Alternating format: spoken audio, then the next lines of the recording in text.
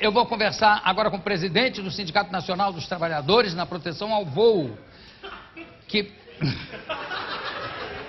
vem falar da atual crise no setor aéreo. Jorge Carlos Botelho, por favor, Jorge.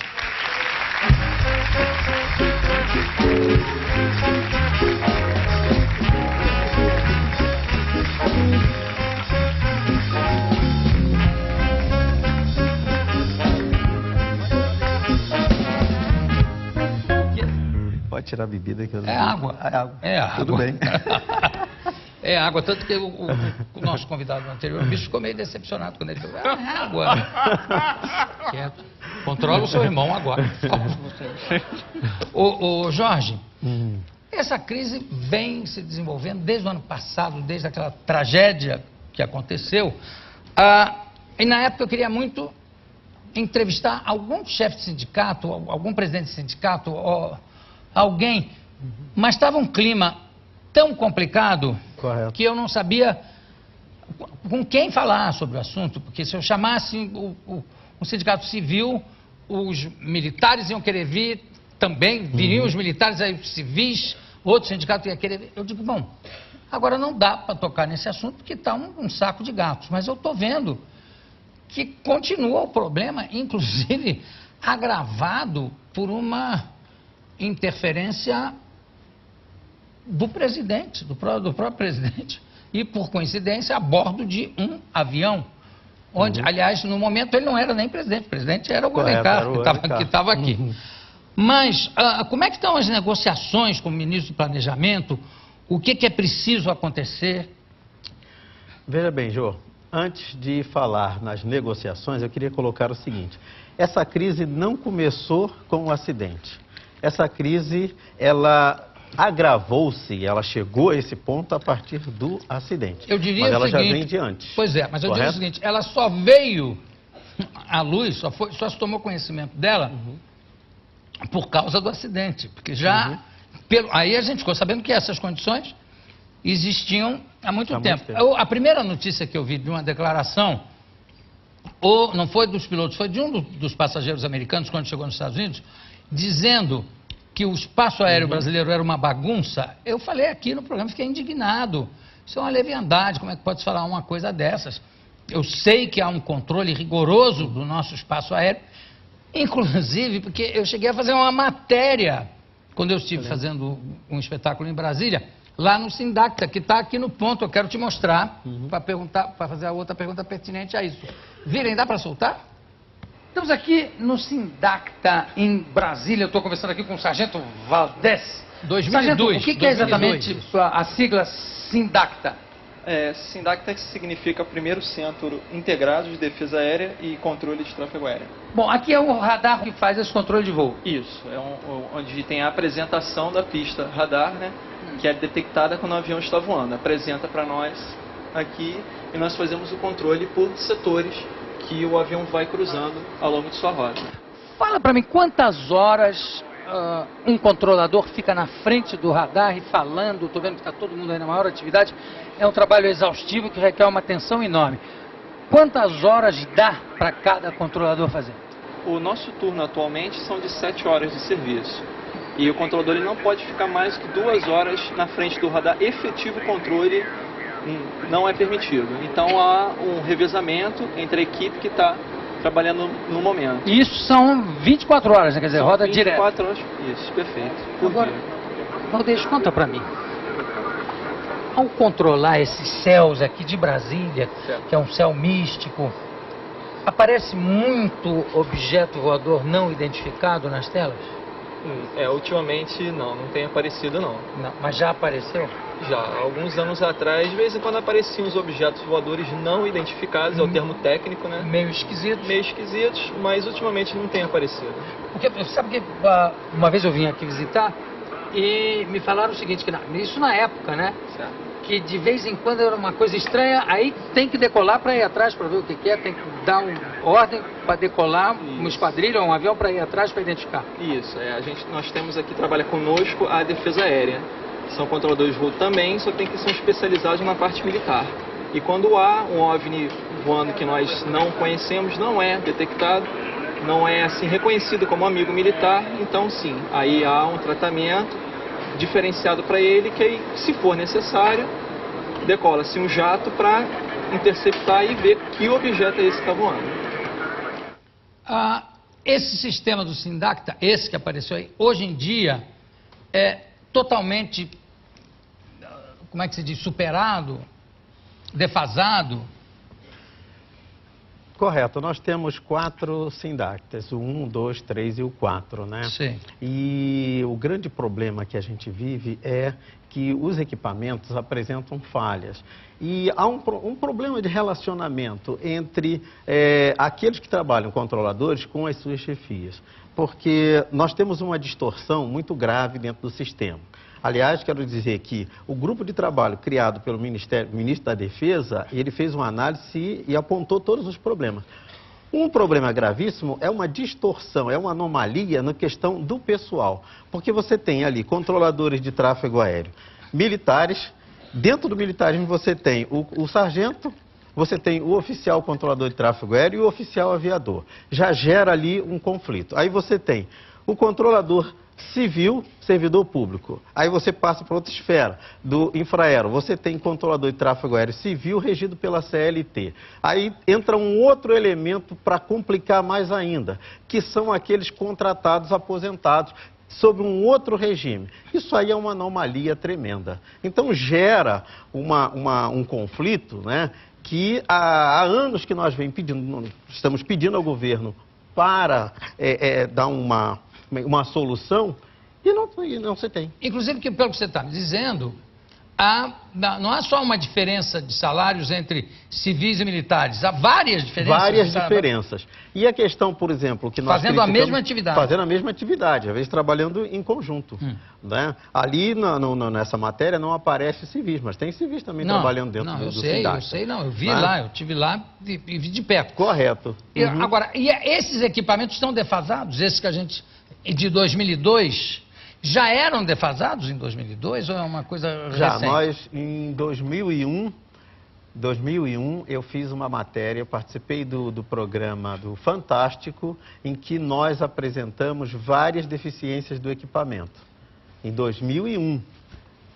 Agora, o Jorge, primeiro que essa divisão salarial já cria um problema, né, que devia ser uma coisa padronizada. Se em 2001 você já apresentou esse problema, por que é que os controladores, como um grupo, quer dizer, tirando de ser militar ou civil, não vieram a público com uma greve? Quer dizer, precisou ter aquele desastre pavoroso para realmente as pessoas se manifestarem.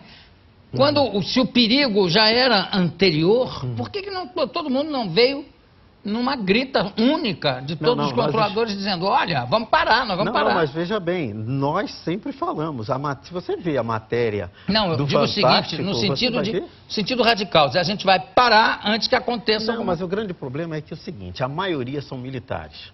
Podemos dizer aí que 90% são militares, né? E o restante é civil. O militar tem uma legislação, ele tem aquele regulamento, né? E isso os reprime.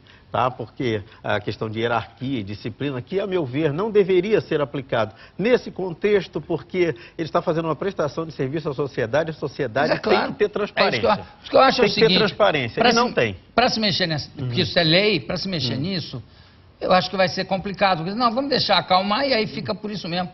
É o tipo da coisa que não pode ficar por isso mesmo. Não pode.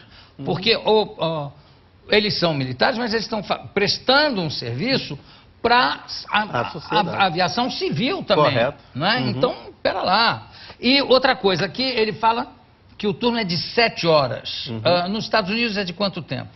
No caso ali está falando 7 horas, mas são 8 horas. Talvez em 2002 estivesse passando por algum rearranjo ali de escala, mas o período é de 8 horas. Nos Estados Unidos de quanto é, você sabe? Olha, eu não sei qual é o período nos Estados Unidos não, mas deve ser nessa faixa de 8 horas também. E quantos aviões um controlador controla no Brasil? A estrutura do americano é totalmente diferente do Brasil. No caso nosso aqui, que a sociedade, a população fala, porque antes não se falava, antes do acidente. Não, se falava sim.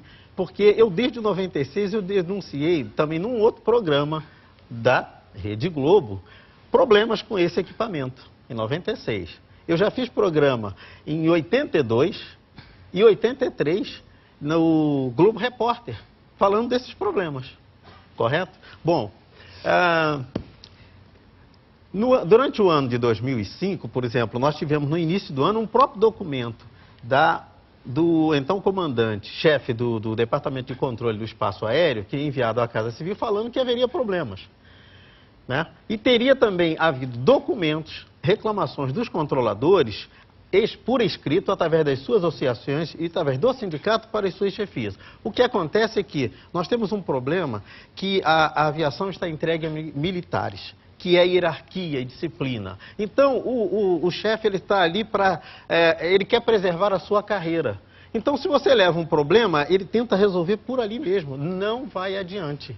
Olha, chega um momento que a coisa estoura. Eu sou super a favor da disciplina e da hierarquia, correto, não só militar, como também civil. Mas nesse caso não está havendo respeito nem à hierarquia, nem à disciplina, porque se houvesse, tanto de um lado quanto do outro, já teriam parado para que se tomassem providências. É que ninguém, sabe, a coisa do acidente fica sempre uma coisa que acontece com os outros. Até você assistir um desastre desses, né, de proporções internacionais, fica uma coisa assim.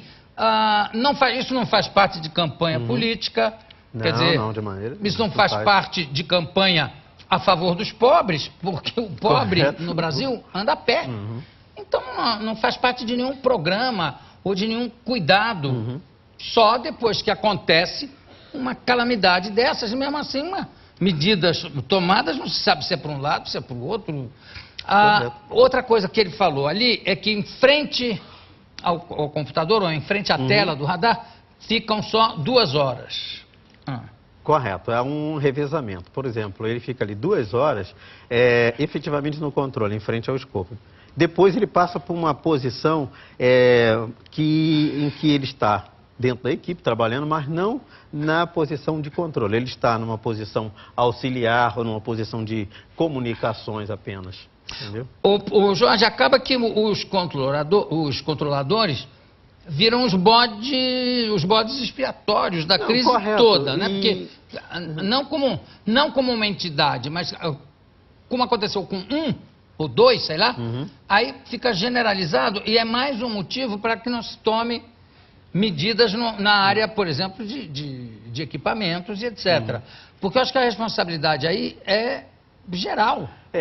Inclusive, um pouco também, já que você está me dizendo que faz esse alerta há tanto tempo, de todo mundo, de todos nós, porque isso é uma coisa que tinha que ser repetido, falado e repetido várias vezes. Veja bem, a partir do momento do acidente, né, as coisas se agravam porque determinados setores não vão ficar mais se arriscando a assumir responsabilidade numa eventual falha do sistema.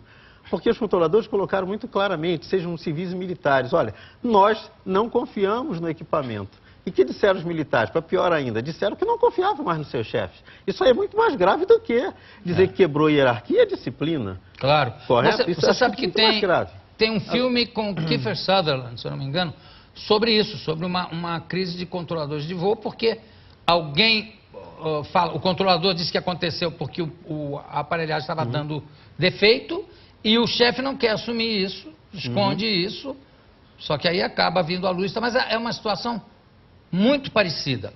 E o Brasil agora corre o risco de ser considerado uma área de perigo para o voo, porque tem um dossiê na IFATCA, que é a International Federation of Air Traffic. E da IFALPA também. Que também? Pode decretar risco Brasil para a aviação? Há um temor de que o Brasil, em termos de segurança do espaço aéreo, né, ele seja rebaixado, porque aí é um prejuízo tremendo. Por exemplo, o Brasil poderia perder a autorização que ele tem para certificar aviões. Então a Embraer poderia não mais certificar aviões, que foi uma luta muito grande. né, uma luta de vários anos e conseguiram.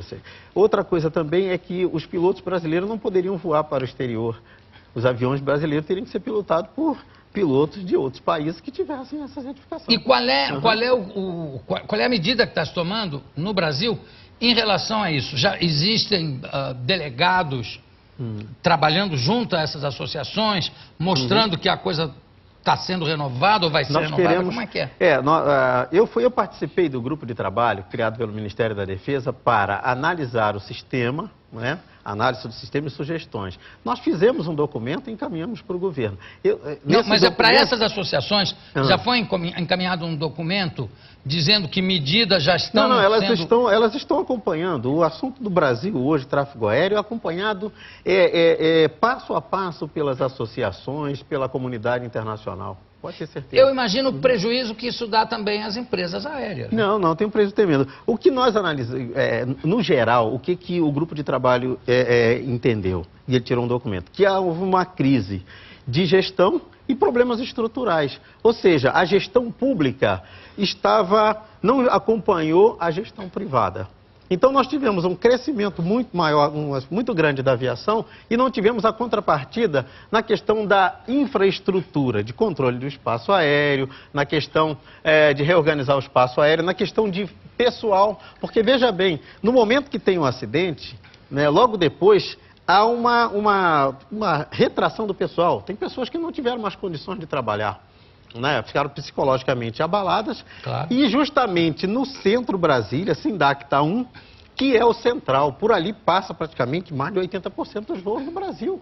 Mais de 80%. Correto. Então, no momento em que eles não têm elementos para completar as equipes, né, logicamente que teriam que tomar alguma medida. Se não tem pessoa para completar as equipes, tem que haver uma redução do volume de tráfego. Bom, eu conversei aqui com o presidente do Sindicato Nacional dos Trabalhadores na Proteção ao Voo, o Jorge Carlos Botelho. Jorge, parabéns pelo seu trabalho, que eu estou vendo que não é de hoje. Muito obrigado pela sua presença. Daqui a pouco a gente volta. Obrigado.